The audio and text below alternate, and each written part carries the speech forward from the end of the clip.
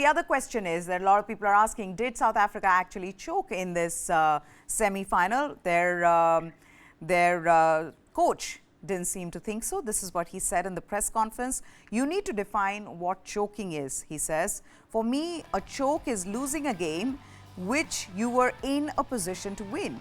Here, we were behind the 8 ball right from the word go and actually fought our way back into the competition and put up a score that gave us a chance. And then they got off to a flyer. So how we fought and put ourselves back into the game, for me, that's nothing even remotely close to a choke out there. Just a serious contest between two good teams. And I'd have to agree with him, though I don't know if Vedam does too. Well, the facts speak for themselves. The first boundary that South Africa got was in the 9th over, with just 2 fielders outside. The first boundary they got was in the 9th over. And, you could see right in the beginning, you look at their faces, there was so much of worry, so much of stress. On the other hand, the Australians were cheering, laughing, grinning, patting each other and going about it in such an enthusiastic way.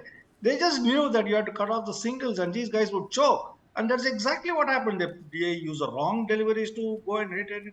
They choked. They choked right from the beginning. Their batting was complete choke. You can't, in modern day with the modern day bats and this kind of where the ball stops swinging after some time, you can't take 9 overs to score a boundary. That's okay in a test match, but not in an ODI. Their first boundary came in the 9th over. And, you knew immediately that this side was choking.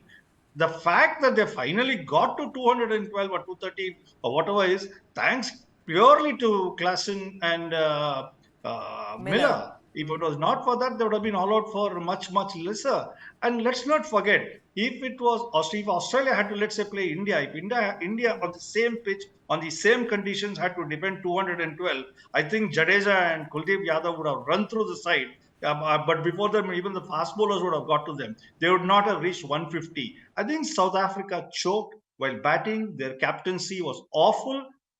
I can't believe that this guy was captain and there was no help coming from the senior players or from outside. They were trying to defend. I mean, the whole way you look at it, his bowling changes are atrocious.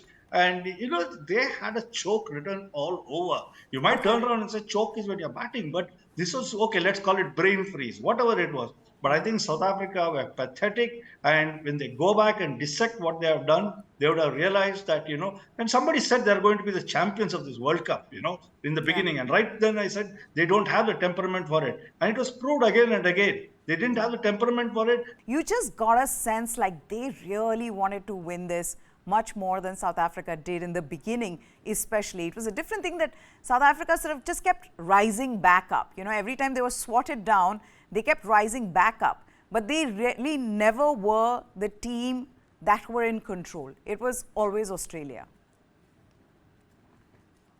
I agree to what you're saying that, they were not the team in control, and they couldn't be the team in control because they opted to bat because it is what they're most comfortable doing. They've never been tested in terms of chasing in this World Cup, and whenever they've been tested, they've never been comfortable.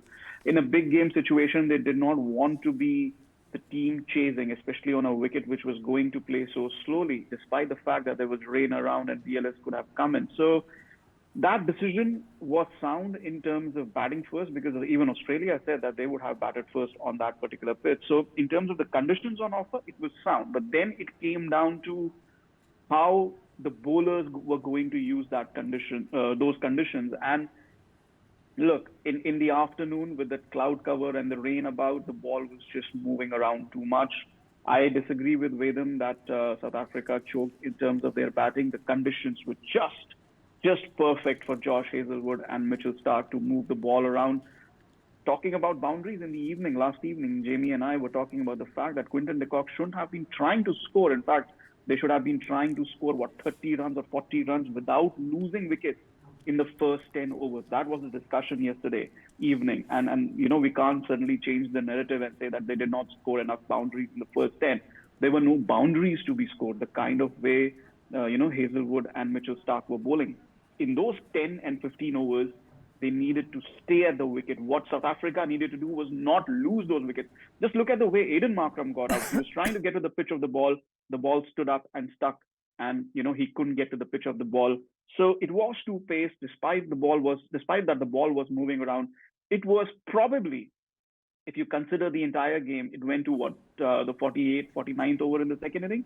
So out of the 98, 99 overs, those first 10 overs were probably the toughest. On a slow pitch, the ball is stopping, even with the pacers, and it's swinging.